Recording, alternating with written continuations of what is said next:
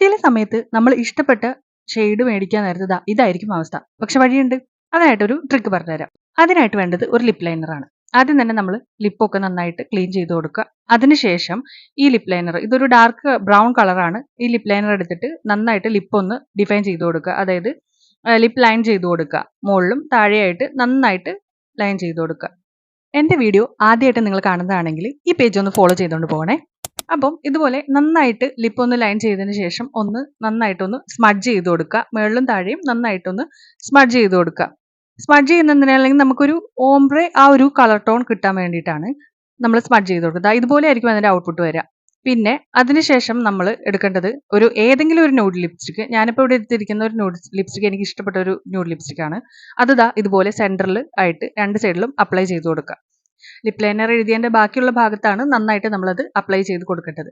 അതിനുശേഷം ആ ലിപ്പ് ഒന്നുകൂടെ ഡിഫൈൻ ചെയ്യുന്നതിന് വേണ്ടിയിട്ട് ഈ ഒരു ലിപ് ലൈനർ എടുത്തിട്ട് നമ്മൾ ഒന്നുകൂടി ലിപ് ലൈൻ ചെയ്ത് കൊടുക്കുകയാണ്. നല്ലൊരു ഫിനിഷിംഗ് കിട്ടുന്നതിന് വേണ്ടിയിട്ടാണ് അങ്ങനെ ചെയ്യുന്നത്. ഇതാണ് ആ ലിപ്സ്റ്റിക്കിന്റെ ഫൈനൽ ലുക്ക്. അപ്പോൾ നമുക്ക് ഏത് ന്യൂഡ് ഷെയ്ഡ് കിട്ടിയാലും ഇതുപോലെ ചെയ്ത് കഴിഞ്ഞാൽ വേറൊരു ഓംബ്ര ഷെയ്ഡ് ഓഫ് ആ ഒരു കൈൻഡ് ഓഫ് ലിപ്സ്റ്റിക് ഷെയ്ഡ് നമുക്ക് കിട്ടുന്നതായിരിക്കും.